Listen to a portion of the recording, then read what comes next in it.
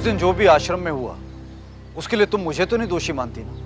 नहीं नहीं, इसमें आपका कोई दोष नहीं है और इसमें दोष तो किसी का भी नहीं है। ज्यादातर शादियां ऐसी ही होती हैं, बड़ों की मर्जी से, माँ बाप की मर्जी से, और यही हो रहा है।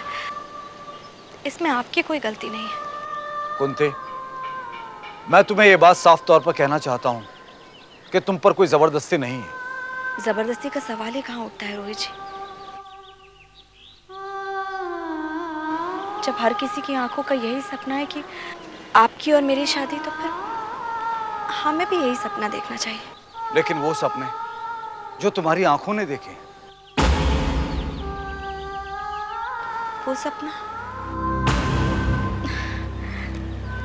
सपना आपकी माँ और मेरे बाबूजी से बड़ा थोड़ी ना हो सकता है। पुष्पा, तुमसे एक सवाल पूछूं? पूछो।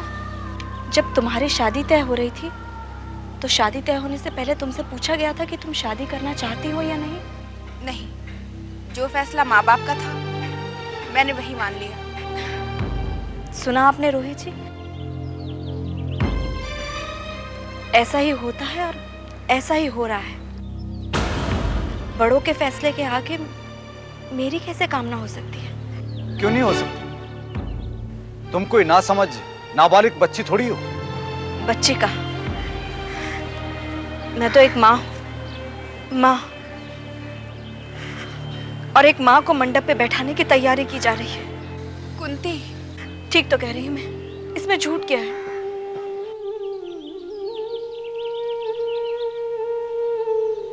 देखो कुंती, अभी भी समय है, तुम अपना विरोध जता सकती हो। विरोध जताने की भी एक सीमा होती है रोहित जी। एक सीमा के बाद विरोध का भी कोई मतलब नहीं होता। मैं आपसे पूछती हूँ, आप भी तो वहां मौजूद थे, आपने विरोध क्यों नहीं किया?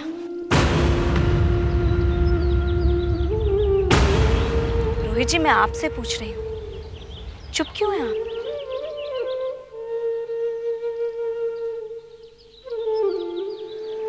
कुंती, मुझे वहां बोलने का मौका ही नहीं मिला। आप अब भी मौके की तलाश में हैं? जब मैं आपके घर में पत्नी बनके चली आऊंगी तब भी आप मौका ढूंढेंगे? नहीं कुंती, ऐसी बात नहीं है। ऐसा ही है। आप क्या मुझसे ये उम्मीद लगाए बैठे थे कि मैं ही हमेशा हर किसी के खिलाफ खड़ी रहूंगी? मैं ही हमेशा अपने बाबूजी की जग हंसाई, उनके अपमान का कारण बनूंगी?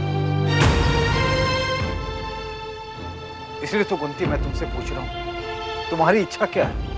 अब मेरी इच्छा कोई मायने नहीं रखती। अब मैं वही करूंगी रोहित जी जो लोग चाहते हैं। लोगों की वजह से तुम अपनी कुर्बानी दे दोगी कुंती? ये कुर्बानी नहीं है पुष्पा, ये मेरी किस्मत का करिश्मा है।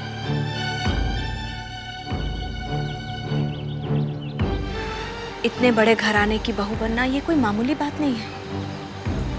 इस रिश्ते के बाद मेरे पास जिंदगी का हर ऐशो आराम होगा, बंगला, गाड़ी, नौकर, चाकर। नहीं कुंती, ये सच नहीं है। अगर ये सच होता तो तुम बहुत पहले इस रिश्ते के लिए हाँ कर चुकी होती। कुंती, तुम अपने साथ ज्यादती कर रही हो। मैं अच्छी तरह जानता हूं कि तुम दिल से इस शादी से खुश नहीं हो। इससे फर्क क्या पड़ता है? तुम्हें फर्क नहीं पड़ता, लेकिन कुंती मुझे फर्क पड़ता है।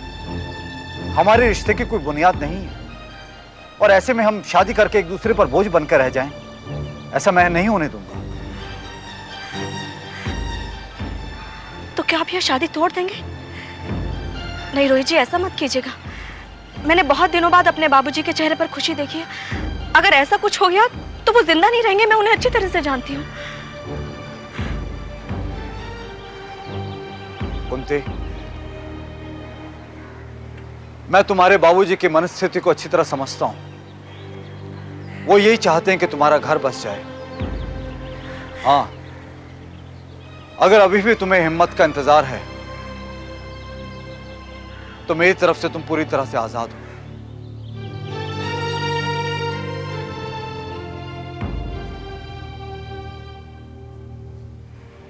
मुझे अब किसी का इंतजार नहीं है। इंतजार बहुत तकलीफदेह होता है, और अब तक की जिंदगी मैंने सिर्फ इंतजार में ही तो गुजारी है। पहले कर्ण के पिता का इंतजार कि वो मुझे वापस लेने आएंगे, फिर कर्ण की वापसी का इंतजार। मैं कब तक किसी का इंतजार करती रहूंगी?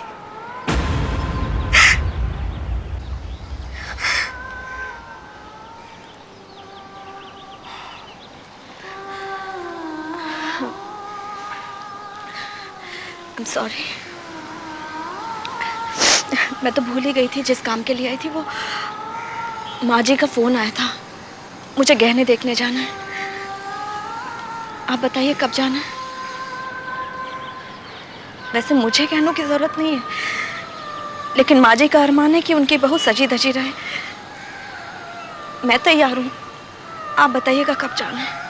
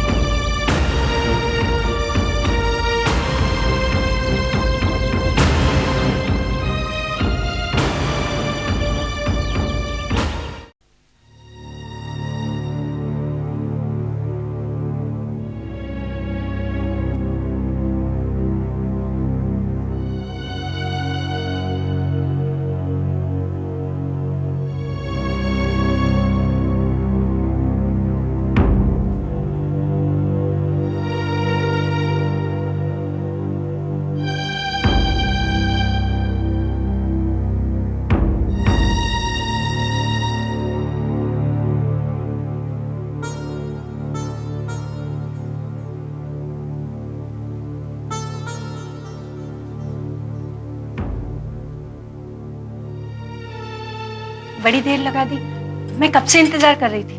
पुलिस स्टेशन में बैठा हुआ था। कुछ पता चला? रिपोर्ट लिखवा दिया, पुलिस वाले अपने हिसाब से तलाश करेंगे। वो लोग क्या कह रहे थे, कब तक ढूंढेंगे? अरे तुम भी कमाल करती हो सुधा, गुमशुदा को तलाश करना इतना आसान होता है क्या? वो अपने हिसाब से कार्रवाई करेंगे। अब आपने उनसे कहा नहीं कि थोड़ा जल्दी करें? कमाल की बात करती हो सुधा, हमारे करने से क्या होता है? जिंदगी में पहली बार मैं पुलिस स्टेशन गया, रिपोर्ट लिखवाते वक्त मुंह से शब्द नहीं निकल रहा था मेरे, लिखते वक्त हाथ कांप रहा था मेरा, और ऊपर से पुलिस इंस्पेक्टर के सवाल, कहां गया, क्यों गया, किधर से गया, कैसे गया, मुझसे ऐसे सवाल कर रहा था जैसे हम ही ने कोई गुनाह किया हो। ये हिम्मत भी ना पता नहीं किस मुसीबत में डाल गया है। जब सामने था तो भी मुसीबत, अब चला गया है तो भी। सुधा, ये वक्त ऐसी बातें करने का नहीं है सुधा। कम से कम हिम्मत को आपको तो बता के जाना चाहिए था। क्या कहूं कि ऐसा उसने क्यों किया? आज तक उसने कभी भी मेरे से अपने दिल की कोई बात नहीं छुपाई, लेकिन इतना बड़ा फैसला करने से पहले मुझसे पूछा तक नहीं उसने।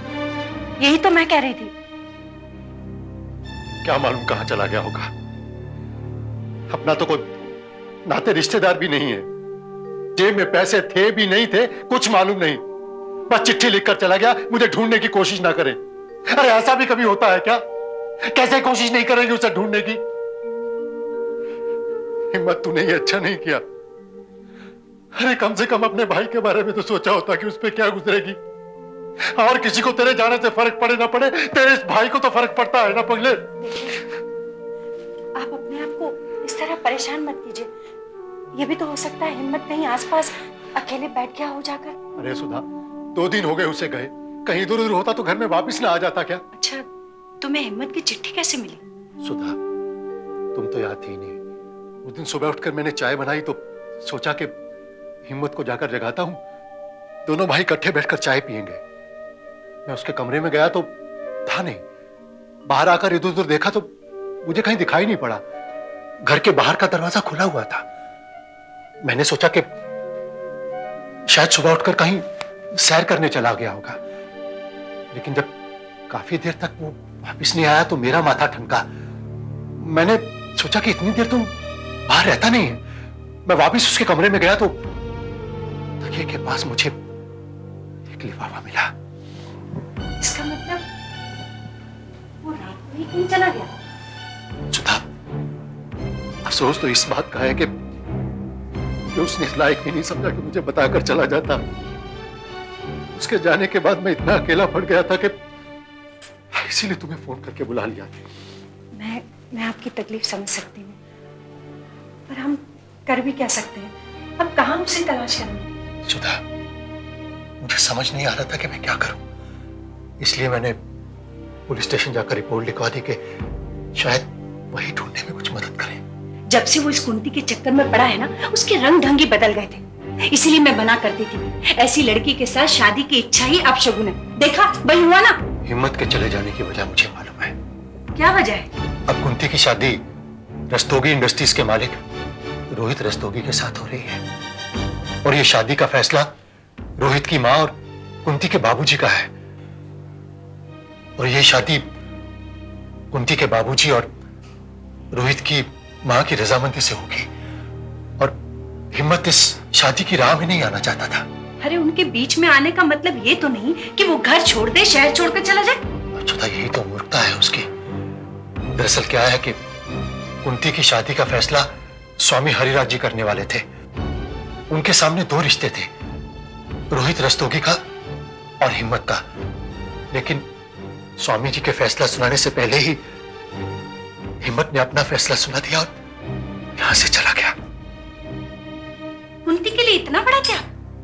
जैसे वो कुंती नहीं, कोई महारानी हो। ये हिम्मत भी ना दिमाग से एकदम पैदल है। अरे किसी लड़की के लिए कोई अपनी जिंदगी यूं बर्बाद करता है क्या? कोई करता है ऐसे? सुधा, मुझे तो लगता है कि मैं ही अपने भाई को पहचान नहीं पाया। अगर मुझे पहले पता चल जाता कि उसके दिमाग में कोई ऐसी बात चल रही है तो मैं उसे यहां से जाने नहीं देता। अब उसके जाने से किसी को क्या फर्क पड़ेगा? वो लोग तो शादी की तैयारी कर रहे होंगे ना। अब उन्हें क्या मालूम कि मेरा भाई कहां ठोकरे खा रहा है, कहां नहीं।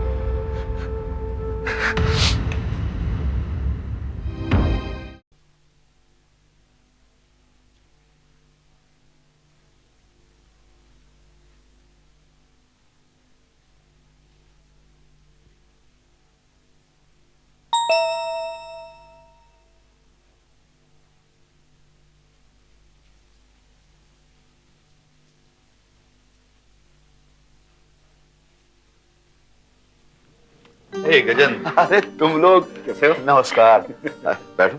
आओ।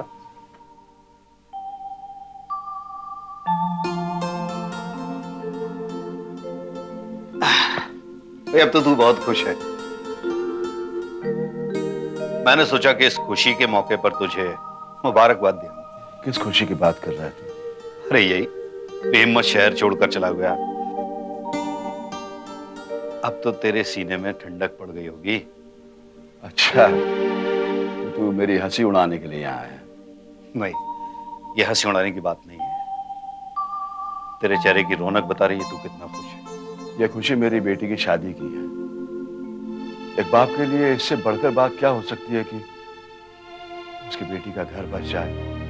भाई साहब, आपको हिम्मत के जाने का कोई दुख नहीं? तुम लोग तो मुझसे इस तरह सवाल कर रहे हो जैसे हिम्मत को मैंने भगा दिया है। अरे वो अपने आप गया है, इसमें मेरा कोई दोष नहीं है। दोष आपका नहीं, शायद हिम्मत की तकदीर का है। अब किसी की तकदीर के लिए मैं तो मातम नहीं मना सकता। लेकिन गजेंद्र, अब तुम ये तो मानोगे कि अब तुम्हें कोई दुविधा नहीं है। तुम्हारा रास्ता साफ हो गया हिम्मत के जाने से। भाई साहब, आप माने या ना माने, ये हिम्मत का कुंती के लिए त्याग है। कुंती ने भी किया है भाभी जी। भगवान ने उसे कितने सारे कष्ट दिए, और अब भगवान ने ही चाहा है कि वो सुख के दिन बिताए, तो उसमें करा भी क्या?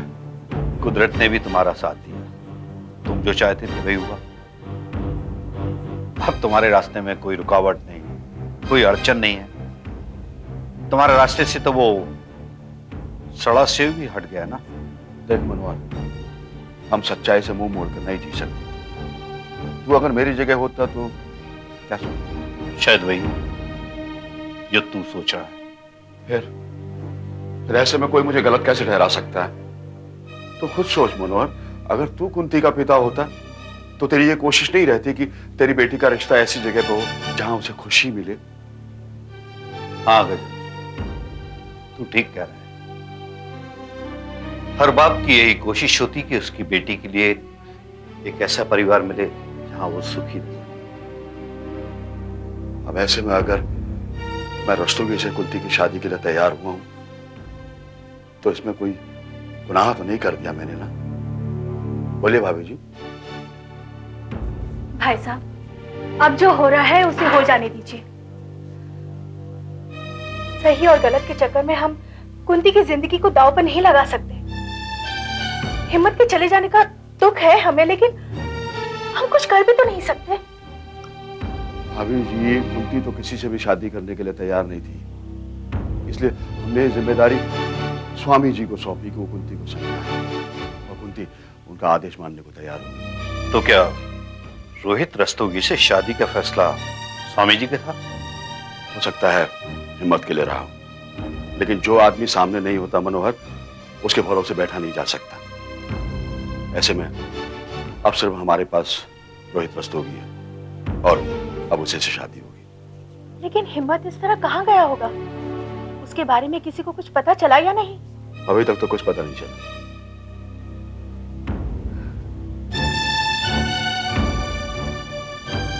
पता नहीं वो बेचारा कहाँ किस हाल में होगा। उसका चेहरा अभी भी मेरे सामने घूम रहा है।